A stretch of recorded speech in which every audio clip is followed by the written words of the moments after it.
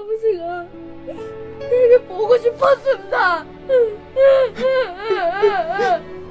기다리고 있어. 기다리고 있으라고. 우리 그러는데 이승이가 면회 오면 너무 불쌍해. 죽어도 우리 앞에서 죽어. 너무 슬퍼.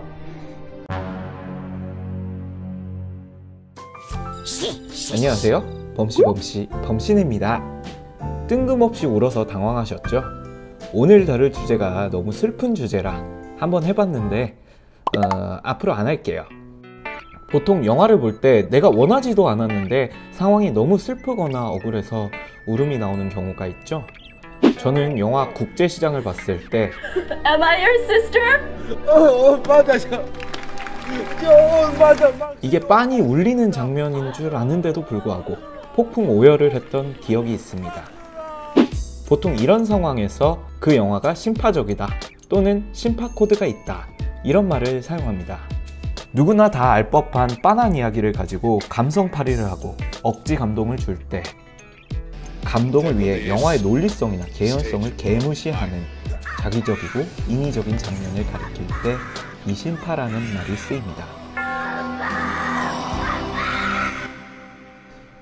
근데 이 심파라는 말을 한자로 쓰면 이렇습니다. 새로운 흐름, 영어로는 New Wave라는 여러분들이 아는 뜻과는 전혀 다른 의미가 됩니다. 심파가 왜 정반대의 뜻을 얻게 되었는지 알기 위해선 과거로 돌아가야 합니다. 심파의 역사. 사실 이 심파라는 단어는 우리나라가 아닌 일본에서 나온 말입니다. 다들 아시다시피 일본은 아시아 국가 중에 거의 유일무이하게 근대화에 성공한 국가입니다. 그만큼 그 시기 일본의 정치, 경제, 사회뿐만 아니라 문화 영역, 특히 연극에서도 극심한 변화가 있었는데요.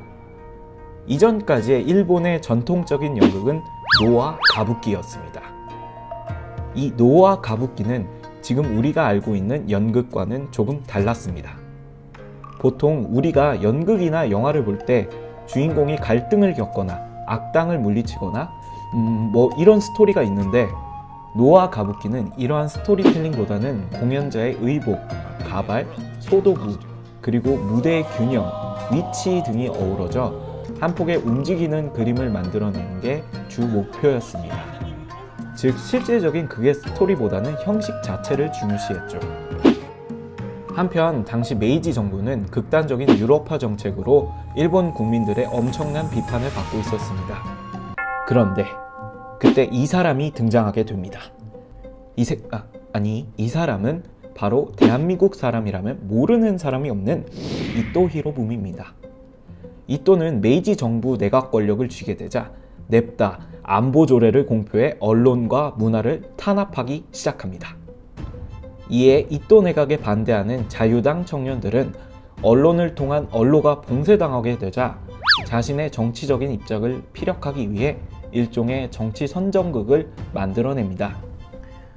소시 혹은 쇼세이라고 불리는 자유당 청년들은 형식에 얽매인 노와 가부키가 아닌 특정한 주제를 가지고 적극적인 스토리텔링을 할 수 있는 서양의 연극 양식을 따와서 소시 연극이라는 새로운 연극을 만들어서 그들의 불만을 일본 국민들에게 호소합니다. 하지만 1894년 청일전쟁이 터지게 됩니다.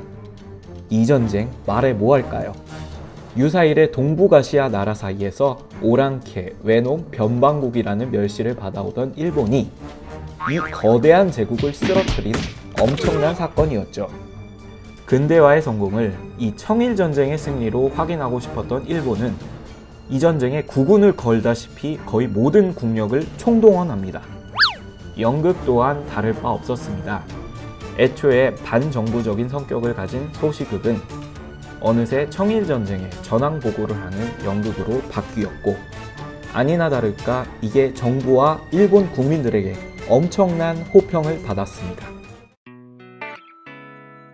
그리고 청일전쟁이 끝나자 소시극은 점점 원래의 목적인 정치의식이 사라져 통속적인 상업 연극으로 변하게 되었고 때마침 서구의 번안극이 유행을 하자 노와 가부끼를 필두로 하는 구파와 대립할 정도로 체계가 확립되어서 신파극이라는 이름이 생기게 되었습니다.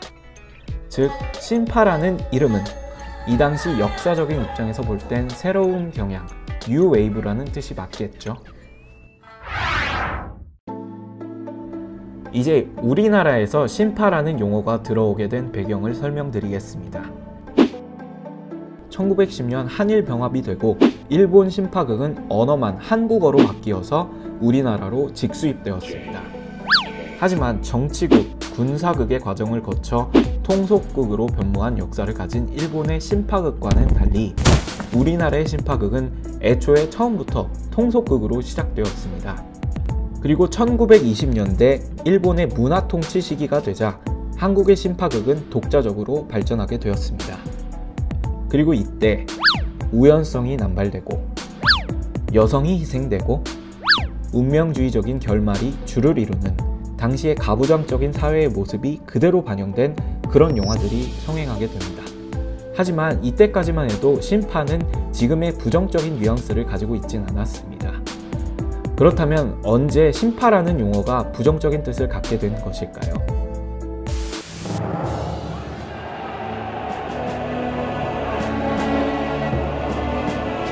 그건 바로 대한민국 광복 이후입니다. 당시 35년 동안 일제 막장 식민 통치가 끝난 후 대한민국 국민들은 일본의 일자만 나와도 치를 떨게 되었고 일본에서 들여온 신파극 또한 외색이라는 비난을 받게 되면서 역사 속으로 사라지게 됩니다.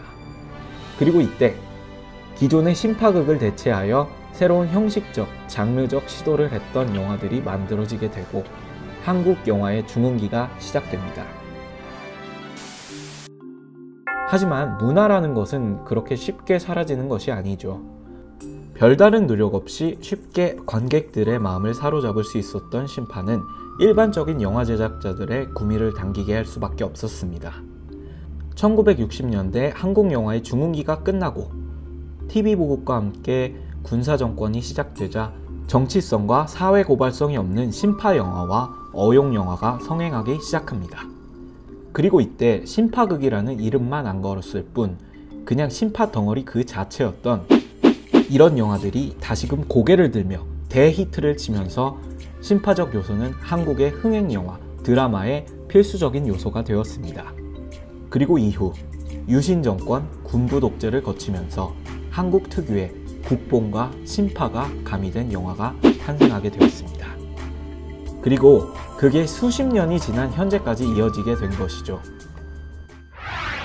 사랑아, 울지마.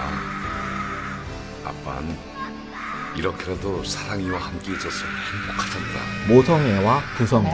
제대해서 돌아가면 꼭 구두가게 열어서 호강시켜드릴게요. 추운 궁핍한 날씨에 과거. 감기 조심하세요.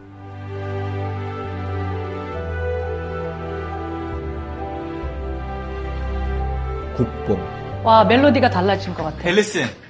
Korea seems to be just a small country for you, but we create one too. 쓸데없는 명대사. Produce world 파이팅! famous 오! self-made car.